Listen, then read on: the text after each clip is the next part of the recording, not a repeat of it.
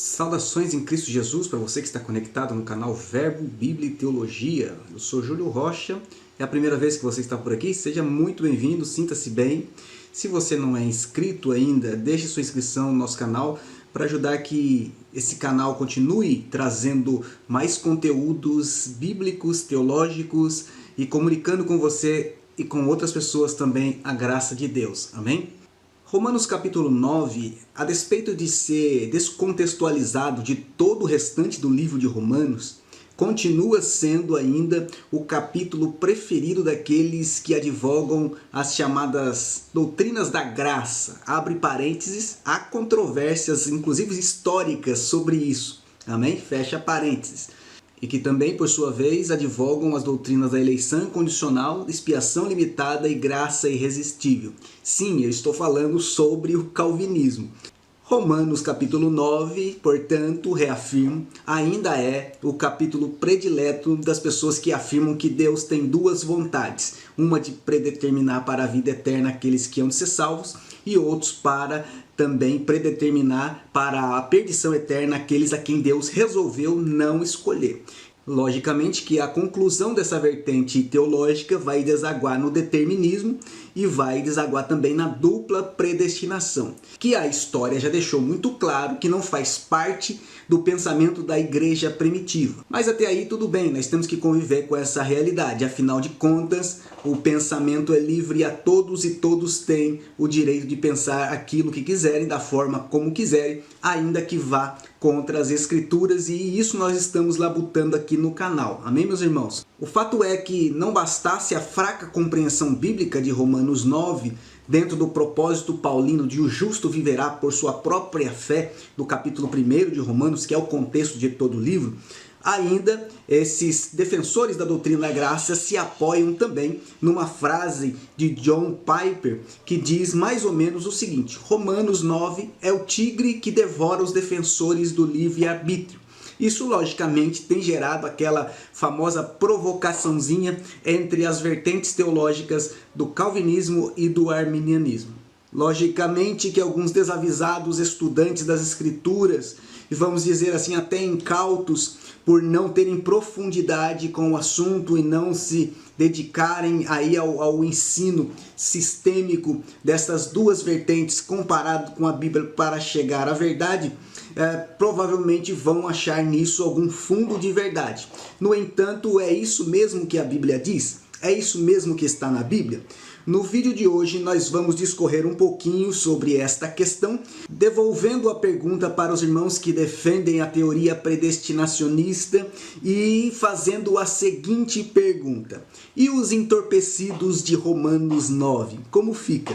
Após esse vídeo você vai chegar à conclusão, portanto, que se um calvinista puder responder quem são os entorpecidos de Romanos 9, provavelmente ele terá que deixar a sua visão corrente sobre a ideia de que Romanos 9 é um capítulo, é um trecho das escrituras isolado, segundo Paulo, que trata sobre predestinação, o que de fato não é verdade se considerado o seu contexto. Antes de nós fazermos isso, nós vamos para a nossa vinheta, como de costume. São 10 segundinhos apenas. Tempo suficiente para você que ainda não é inscrito se inscrever aqui embaixo, deixar o seu like para ajudar que esse vídeo chegue a outras pessoas e nós voltamos já.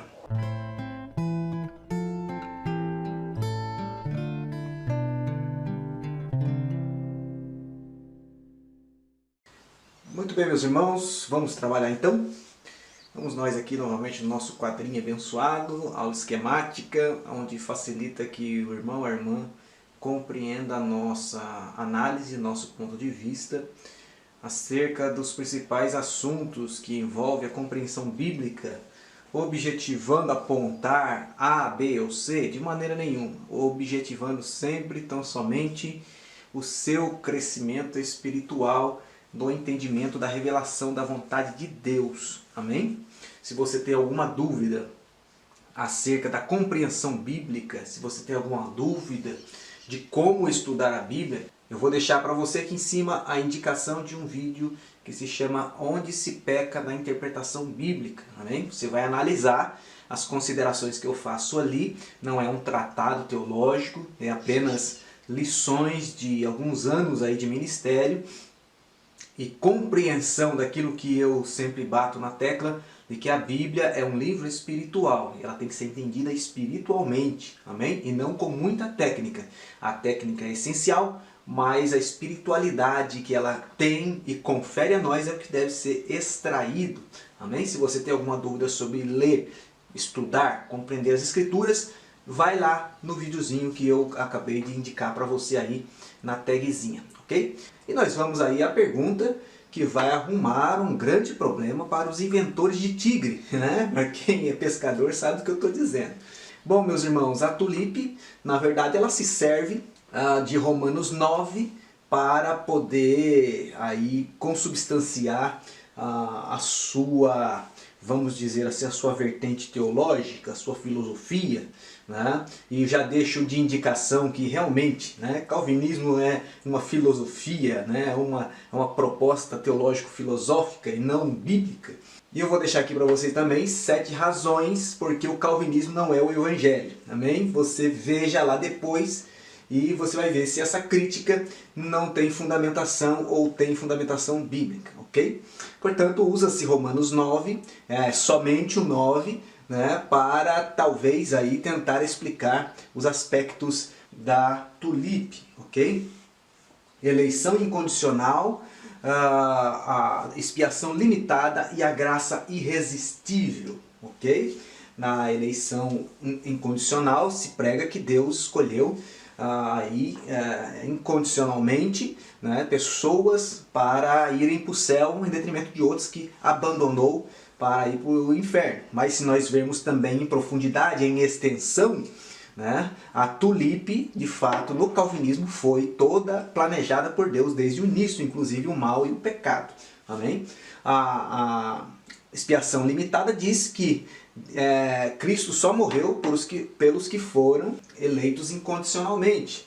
E a graça irresistível diz que aquele por quem Cristo morreu e aqueles que são eleitos incondicionalmente, eles serão de uma forma ou de outra trazidos por Deus, seja pelo pé, seja pela orelha, seja como for.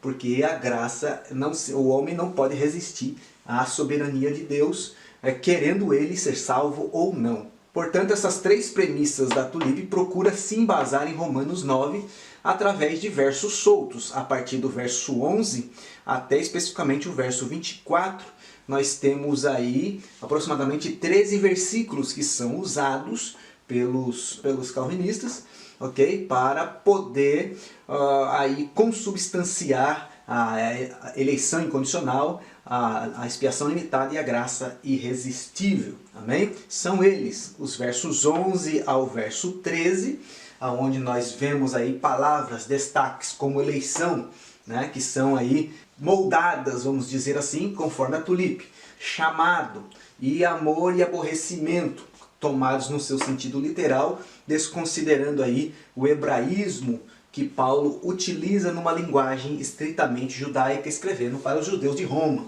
Amém? No verso 15 e no verso 16, nós temos as expressões paulinas de que, em síntese, Deus faz o que Ele quer. O que também é torcido pela tulipe para modelar a sua teologia, passando ou perpassando o caráter de Deus inclusive, né? O que não é o que Paulo diz, porque nós encontramos aqui a palavra misericórdia, e nós vamos ver sobre isso, grave bem. No versículo 17 e 18 nós encontramos a ilustração paulina de Faraó, né, que segundo a Bíblia foi levantado por Deus para mostrar que ele usa de misericórdia com quem ele quer e endurece também a quem quer. Mais uma vez nós temos aqui a palavra misericórdia, vai gravando aí. E no verso 22 ao verso 24, Paulo também vai ilustrar a misericórdia e a ira de Deus através de vasos que ele criou. Esse criou também é uma chave usada pela tulipe, ok? Mais uma vez a palavra misericórdia. Dos versos 11 ao verso 24, que são aí o trecho principal, o escopo aí, né, da palavra de Deus que visa consubstanciar a tulipe e a sua proposição, nós temos alguns parentéticos que, se de fato analisados só num contexto isolado, e se Paulo tivesse parado somente em Romanos 9 o seu assunto, consubstanciariam com certeza uma ideia, né, de de tulipe, de fato, ou eleição incondicional, ou expiação limitada, ou graça irresistível. E esses parentéticos estão no verso 14, aonde Paulo pergunta: a injustiça da parte de Deus? Lógico que nem um arminiano, nem um calvinista, e nem aqueles em cima do muro que diz que não é nenhum nem outro, não é bíblico, né? Eles vão concordar com isso aqui. Logicamente que não existe em cima do muro, né, irmãos? Mas eles vão concordar, não há injustiça da parte de Deus. Amém? Só que essa injustiça que Paulo está falando aqui, por exemplo, é diferente do verso 15 do verso 16, né? Onde há uma justiça aqui também. Nós vamos ver isso mais para frente, se Deus quiser. E os versos 19 a 21 também são bastante usados por calvinistas para interpelar, né? Aí, principalmente arminianos, aí, quem és tu que contendes com Deus? Né? Quem és tu, Abarro? Né? Portanto, quando alguém perguntar para você que é arminiano, quem és tu, ou quiser tirar sarro com relação a isso, você pergunta para ele de volta: e os entorpecidos de Romanos 9? Amém, irmãos? Portanto, fica aí duas perguntas, ok? De fato, para a gente não há problema nenhum com essa fala, ok? Porque nós sabemos que Deus é soberano, nós não negamos isso, né? A Bíblia não nega isso, e qualquer coisa diferente de negar isso, ou de tirar qualquer coisa fora do seu contexto, é uma desonestidade hermenêutica, ok? E isso há por parte da tulipe, ok? Há aí sim uma incompatibilidade com as regras gerais da hermenêutica, que eles tantos apregoam. Há aí sim uma incompatibilidade com sola escritura, como ele sempre apregou, e há uma desonestidade hermenêutica muito grande. Por quê? Porque se nós projetarmos somente esse texto, somente esse trechinho que é usado pela tulipe, numa linha de análise mais profunda e não menos simples do que as demais que já são feitas, nós vamos encontrar o seguinte. Primeiro, a eleição incondicional, ela é incompatível com a misericórdia de Deus. Óbvio, irmãos. A eleição incondicional, ela é incompatível com a misericórdia de Deus, ao passo que a justiça de Deus, ela requer uma reação em troca de uma ação já realizada. Então, a justiça de Deus, nós já vimos em outro vídeo aí, eu deixo aqui em cima para vocês a tagzinha dele também, que a justiça de Deus é com base naquilo que ele é e naquilo que ele faz.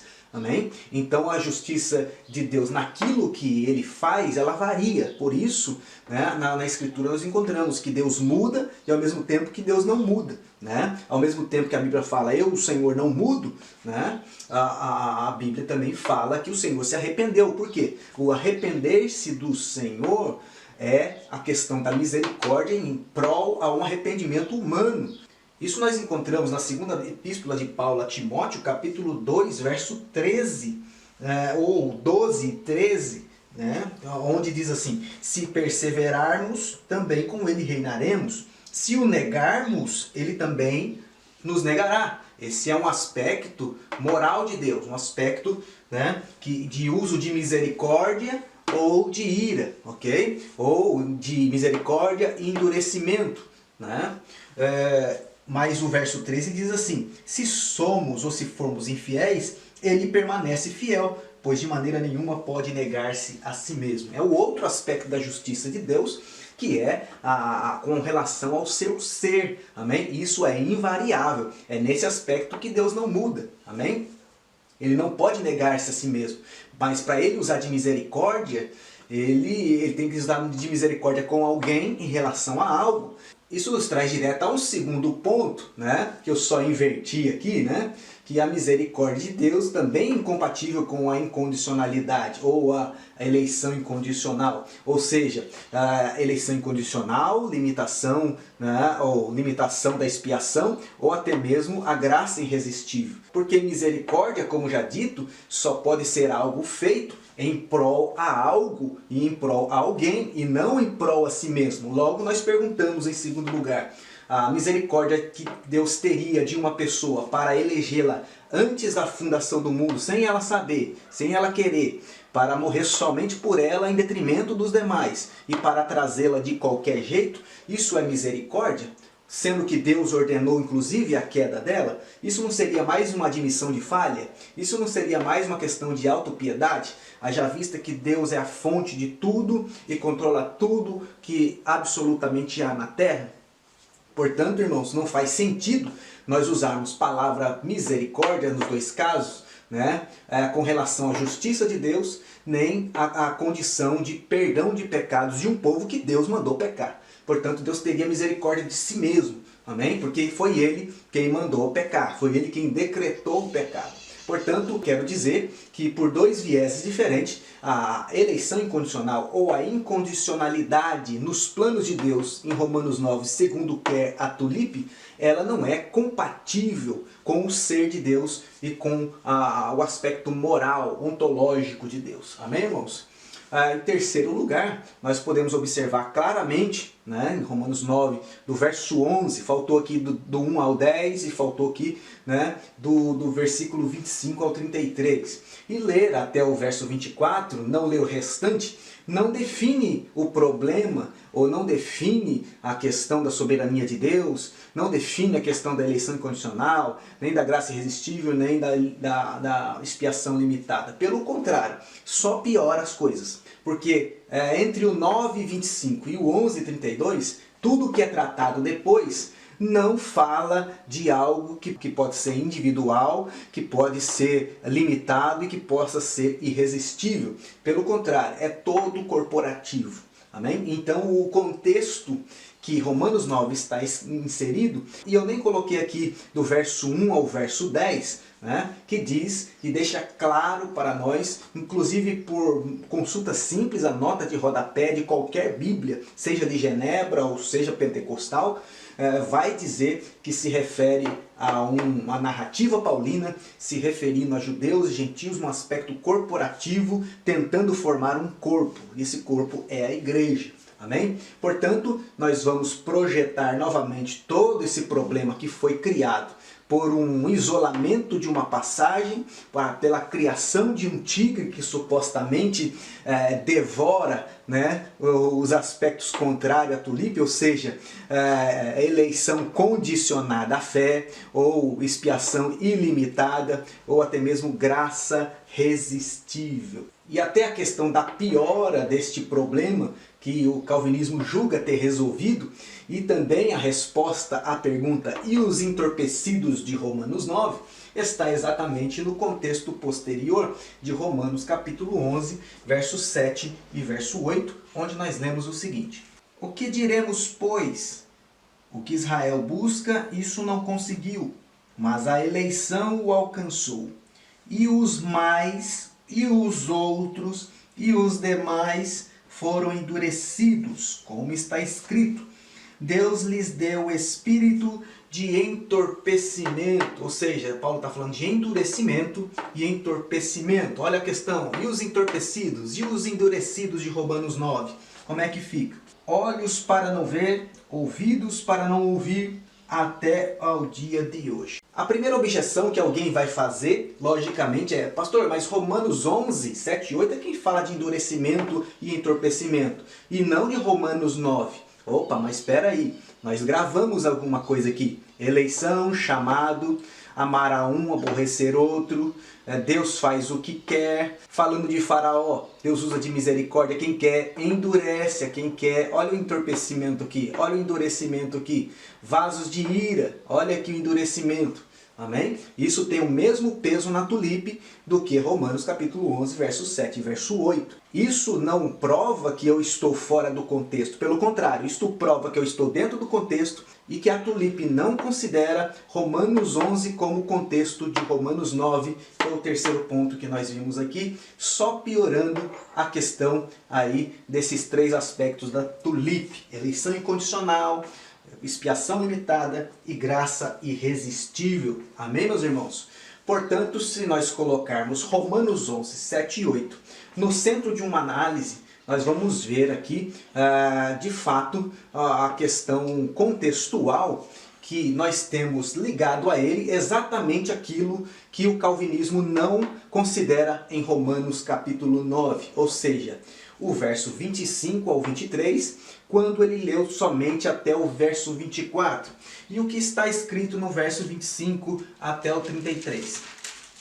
Assim como também diz em Oséias, ele vai se reportar a uma passagem do Antigo Testamento: Chamarei povo que não era meu povo, e amada que não era amada. E no lugar em que se lhes disse, vós não sois meu povo, veja, sempre tratando a questão corporativa, ali mesmo serão chamados filhos do Deus vivos. Mas relativamente a Israel, veja, mais uma vez, corporativamente, como nação, dele clama Isaías. Ainda que o número dos filhos de Israel seja como a areia do mar, o remanescente é que será salvo. Até mesmo o remanescente ainda é corporativo, porque o Senhor cumprirá a sua palavra sobre a terra cabalmente e em breve, como Isaías já disse. Se o Senhor dos exércitos não nos tivesse deixado descendência, ter-nos-íamos tornado como Sodoma e semelhantes a Gomorra. Que diremos, pois, que os gentios que não buscavam a justificação vieram alcançá-la? Todavia, aqui decorre da fé. E Israel, mais uma vez, em comparação com gentios, corporativo, que buscava a lei da justiça, não chegou a atingir essa lei. Por quê? Porque não decorreu da fé, e sim como das obras. Tropeçaram na pedra de tropeço, como está escrito. Eis que põe em Sião uma pedra de tropeço, rocha de escândalo, e quem nela crê não será confundido. Amém? Está falando até do aspecto da fé aqui, né? Na questão da fé, de crer ou não crer. Condicionalidade. Amém?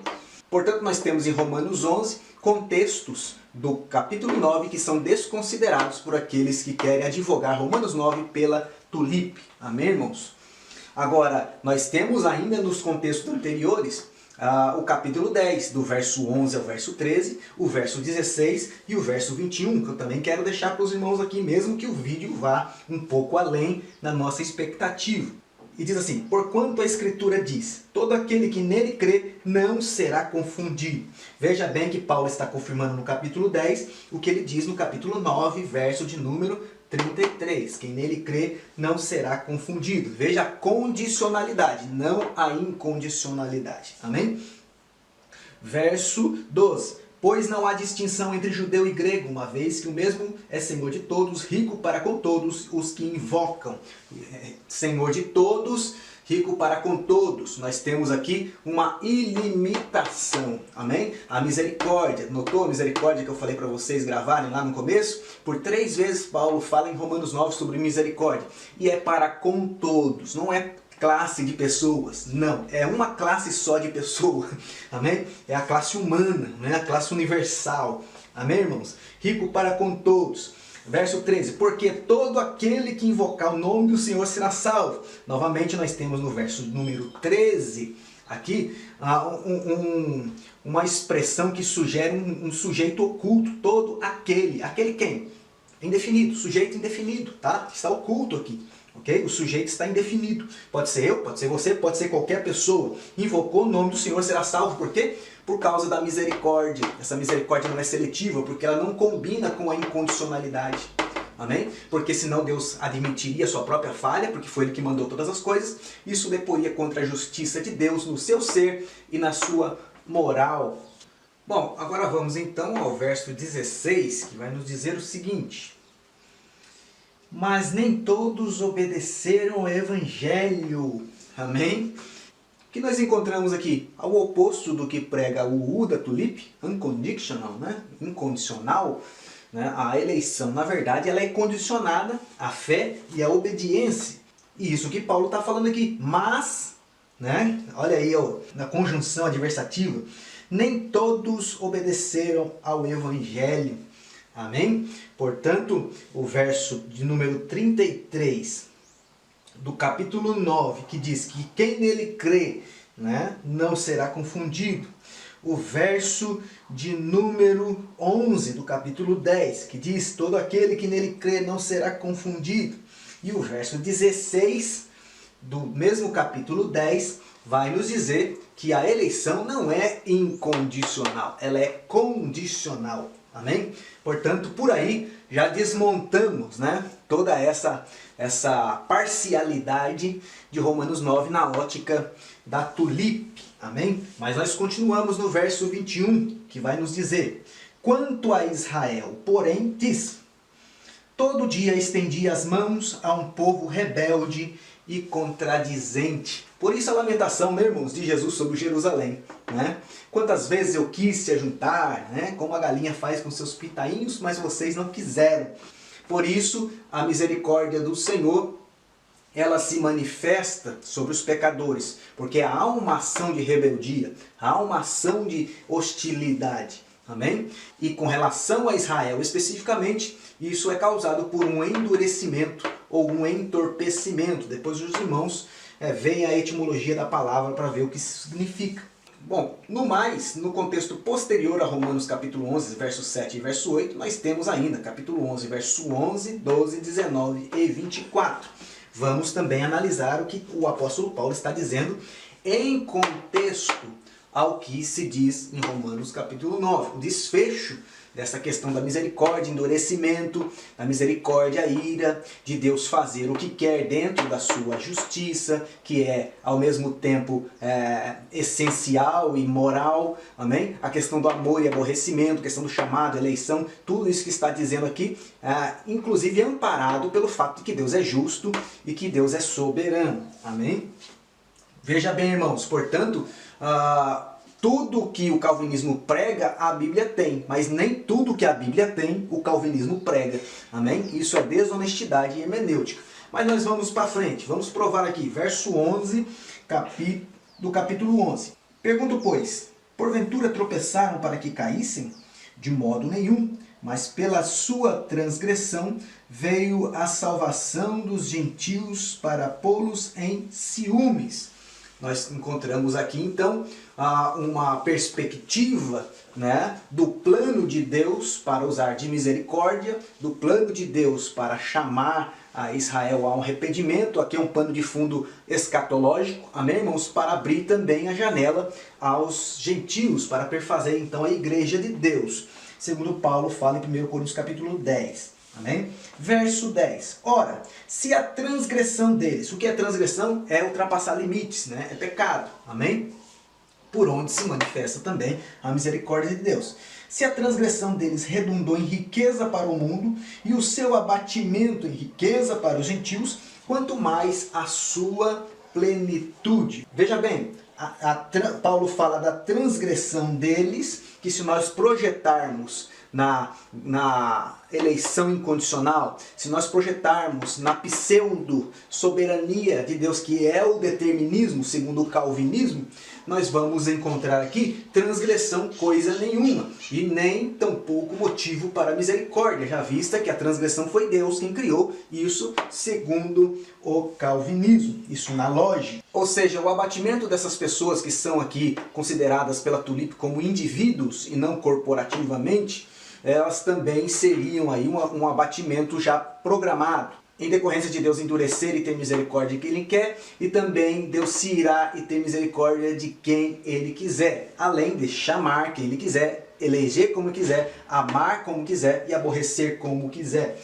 Então queremos dizer com isso, segundo a Tulip, que Deus abateu a Israel. Se abateu, peraí, se abateu, abateu incondicionalmente. Se abateu, abateu por soberania. Ou seja, se abateu, então está abatido, e abatido definitivamente. Não é o que a Bíblia diz, mas é o que o calvinismo afirma através da soberania de Deus. Do contrário, Deus seria totalmente obtuso ao tempo em que ele mata, vive, mata, vive, mata, vive ao longo da história, sendo que o plano é perfeito. Portanto, nós temos que observar também essa questão lógica do calvinismo. Isso só pode exatamente... E só podemos ver isso exatamente quando estudamos, né, acerca do que ele propõe. Então Paulo conclui dizendo, ora, se a transgressão deles redundou em riqueza para o mundo e o seu abatimento em riqueza para os gentios, quanto mais a sua plenitude. Ou seja, Paulo não dá uma ideia aqui de algo que é definitivo, como sugere a Tulip, e sim temporário. Amém? Agora vamos para o verso 19 e nós vamos para a conclusão desta questão. Dirás, pois, diz Paulo, alguns ramos foram quebrados para que eu fosse enxertados.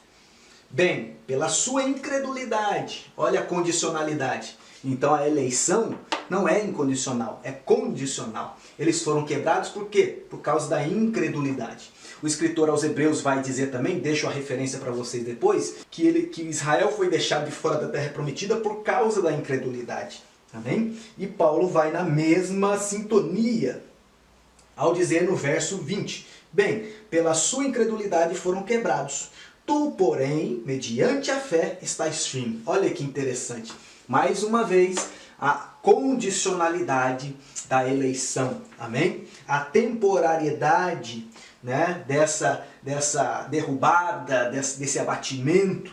Amém? Confirmando assim o que já dissemos aqui sobre o capítulo 9, verso 33, 10, 11 e 16. E agora o capítulo 11 e verso 19 e 20. Amém? Tu, porém, mediante a fé, estás firmes. Não te ensoberbeças, mas teme, porque se Deus não poupou os ramos naturais, também não te poupará. Há a possibilidade, então, de ser cortado. E mais uma vez eu vou me reportar ao vídeo que eu vou deixar para vocês aqui, sobre João 6 e a tulipe, que de fato ele não confirma a tulipe, antes ele condena a tulipe, aonde ele é projetado junto com João 15 e Romanos capítulo 11, do verso 20 e 21, vai dizer exatamente o que Jesus disse lá em João capítulo de número 15. Amém? Ó, porque se Deus não poupou ramos naturais, também não te poupará. Amém? Considerai, pois, a bondade e severidade de Deus para com os que caíram. Severidade, mas para contigo a bondade de Deus, se nela permaneceres. Olha aí, irmãos, não tem nada de incondicional, não tem nada de irresistível. Aliás, a graça é irresistível sim, para mim e para você que aceitamos, né? Que demos vazão a ela, amém? Mas não é irresistível ao ponto que prega o calvinismo, amém? E eles também, olha a transitoriedade, né, desse endurecimento e entorpecimento. Olha a temporariedade disso. E eles também, se não permanecerem na incredulidade, serão enxertados, pois Deus é poderoso para os enxertar de novo. Glória a Deus. Pois se foste cortado daqui por natureza era oliveira brava, e contra a natureza enxertado em boa oliveira, quanto mais serão enxertados na sua própria oliveira aqueles que são ramos naturais. Portanto, promessa corporativo, amém? Enxertados na oliveira, né? Deus olha para a oliveira. A primeira eleição que teve é da oliveira. E de Romanos capítulo 11, verso 7 e verso 8, tendo analisado o contexto anterior e o posterior, Paulo vai fazer o desfecho com relação aos entorpecidos, do capítulo 11, do verso 25 ao verso 32, onde nós lemos o seguinte: porque não quero, irmãos, que ignoreis este mistério, para que não sejais presumidos em vós mesmos, que veio o endurecimento em parte a Israel, até que haja entrado a plenitude dos gentios. Ou seja, quando nós fazemos a pergunta dos entorpecidos, com base no calvinismo, na eleição incondicional, no decreto oculto de Deus, aonde não tem justiça, onde não podemos questionar, ele vai ter problema para explicar isso, porque Paulo diz que o endurecimento veio em parte, até um dia que esse endurecimento vai acabar. Portanto, não é definitivo. Amém? E isso só pode acontecer dentro do corporativo e não dentro da individualidade, senão nós teremos uma grande incompatibilidade, pelo qual nós já adiantamos esse assunto. Amém? Portanto, continuemos. E assim todo Israel será salvo. Ué, mas ele não caiu? Né? Ele não foi derrubado? Amém, irmãos? Portanto, não pode ser individual, isso apenas e somente corporativo.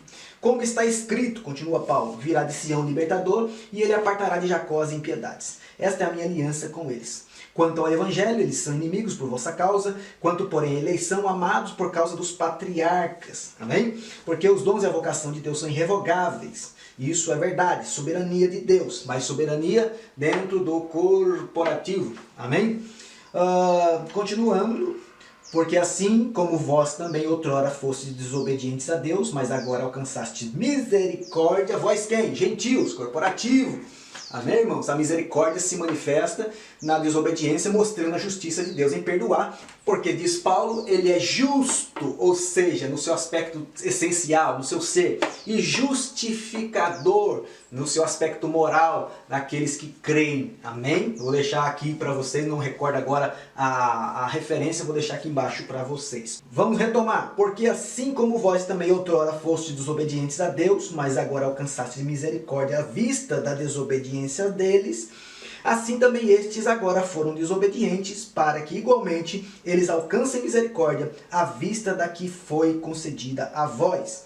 Porque Deus a todos encerrou na desobediência, a fim de usar de misericórdia com todos.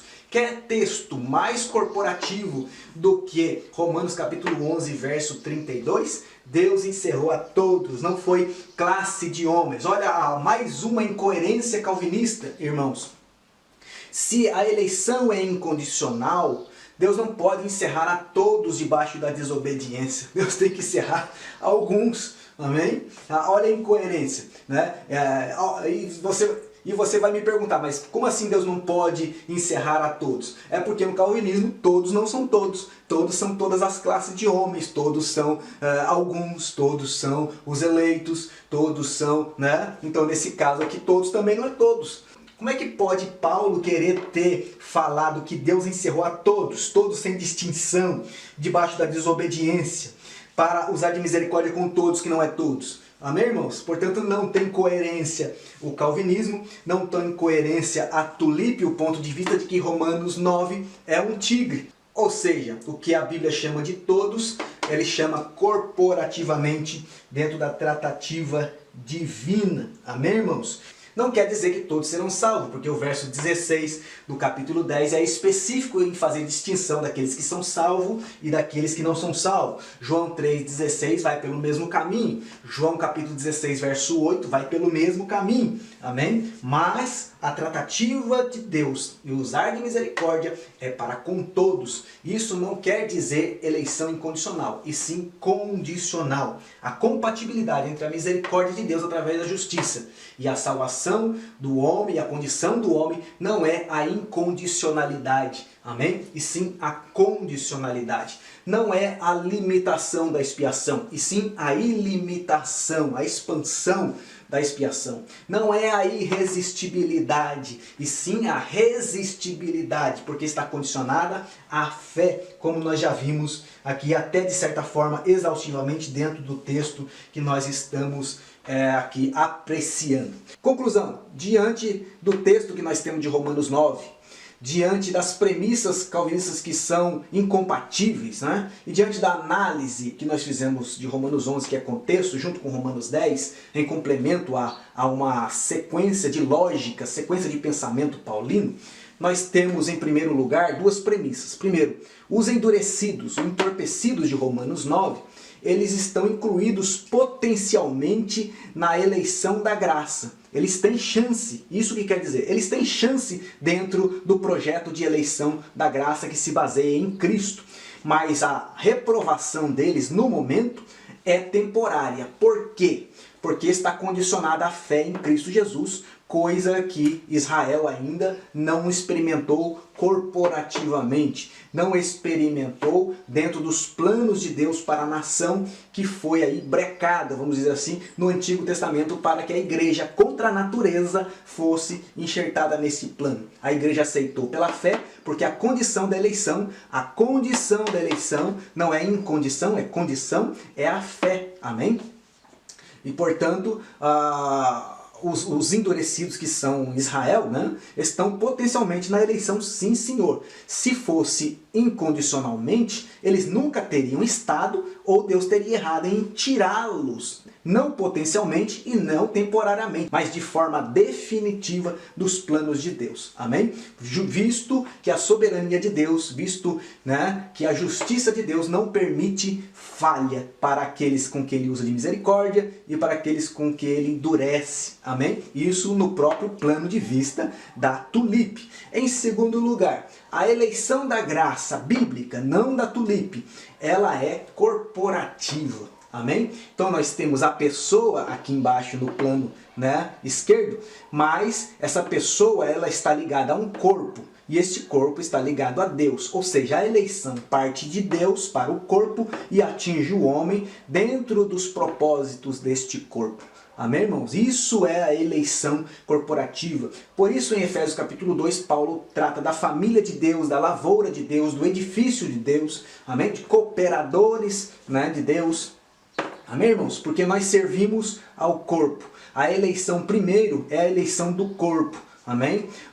O tratamento de Deus é o tratamento do corpo. Por isso o arrebatamento ele é real, porque Deus vai arrebatar o corpo e não pessoas em si. Amém? A eleição de Deus é com base nos méritos de Jesus Cristo, o cabeça, cujo corpo é a igreja ou são as pessoas. Portanto, nada aqui dentro do calvinismo justifica uma eleição da graça de forma corporativa, e sim individualista, e sim de pessoas eleitas irresistivelmente por quem Cristo morreu só por elas, e também de uma eleição incondicional. Em terceiro lugar, para terminarmos esse vídeo, a eleição da graça, ela é incompatível com a individualidade. Ou seja, se Deus tratar diretamente com homens e não com o corpo, logo o sacrifício de Cristo se torna vão. Cadê Jesus aqui? Amém? Portanto, a eleição da graça de Deus por todas as escrituras, que Paulo está falando em Romanos 9 até Romanos 11, verso 32, e pelo que ele exalta a Deus depois, a profundidade das riquezas, do verso 33 ao 36, se dá no fato da corporatividade, no fato de Cristo, amém? E não num trato de Deus com o homem diretamente. Amém, meus irmãos? Senão, a morte de Cristo não seria necessária, e nem mesmo a humanidade de Cristo seria necessária aqui. Portanto, a questão dos entorpecidos de Romanos 9, além de nos ter mostrado o que nós vimos agora nessa conclusão, também vai nos mostrar que para poder manter a assertiva de que a tulipe confirma Romanos 9 e a Romanos 9 a tulipe, pelo menos grande dificuldade os calvinistas terão para responder essa questão sem contradizer a própria doutrina. Isso com base nas incoerências, nas incompatibilidades, com base na falta de contexto que tem e com base também na desonestidade hermenêutica com que muitos afirmam uma coisa que a Bíblia não diz. Eu espero que os irmãos tenham compreendido essa questão que nós colocamos aqui, que isso tenha ficado mais aclarado para os irmãos diante da dificuldade que muitos têm na interpretação de Romanos 9 e que pelo menos isso traga mais segurança aos irmãos, principalmente aqueles que defendem a linha arminiana com relação à interpretação de Romanos 9, que de mistério, que de tigre não tem coisa nenhuma, a não ser que seja uma cola de cano tigre, alguma coisa assim, amém? Mas tigre não tem coisa nenhuma, amém, irmãos? Deus abençoe em nome de Jesus. Muito bem, você pôde acompanhar a nossa breve análise sobre a questão dos entorpecidos de Romanos 9, uma questão que, reafirmo, se um calvinista conseguir respondê-la com assertividade, sem nenhum confronto, sem nenhuma ideia autoexcludente, lógica e obviamente ele vai ter que deixar de ser um calvinista. E dentro desse aspecto nós podemos chegar à conclusão que o entorpecimento, ao contrário da predestinação, que é um negócio já certo, um negócio já determinado, o entorpecimento é algo temporário que motiva aí o arrependimento de Israel. Em uma segunda instância, nós vimos que a predestinação ela é totalmente corporativa e ela envolve, abraça e engloba um plano de misericórdia para com todos dentro do seu contexto hermenêutico correto e unânime entre os teólogos, que vai culminar lá no capítulo 11, verso 32. E numa terceira abordagem, vocês puderam também notar que a questão é o entorpecimento não a predestinação, compatível com a misericórdia divina. Uma vez que, repito, a predestinação é algo já batido o martelo, o entorpecimento não vai por esse caminho. Portanto, se um calvinista chegar à mesma conclusão que nós chegamos acerca do entorpecimento, isso com uma simples, porém clara visão daquilo que a Escritura está dizendo por meio de Paulo, tanto no capítulo 9, 10 e 11, como com todo o contexto do livro de Romanos, ele automaticamente terá que deixar de lado a questão da predestinação fatalista, porque entorpecimento e predestinação são incompatíveis entre si, e somente o entorpecimento é compatível com a misericórdia divina. Você gostou desse vídeo? Se você gostou, deixa o seu like aqui pra gente, para ajudar que o YouTube ofereça esse vídeo para outras pessoas, a fim de que dúvidas sejam sanadas com relação à interpretação bíblica e também com relação ao capítulo 9 de Romanos em sua interpretação correta. Amém? Também deixe a sua inscrição se você não é inscrito, compartilhe esse vídeo com um amigo, caso você deseje. Assim você estará interagindo com o nosso canal e também ajudando que ele seja divulgado para mais pessoas. No mais, que Deus abençoe a sua vida e até o próximo vídeo, se Deus quiser.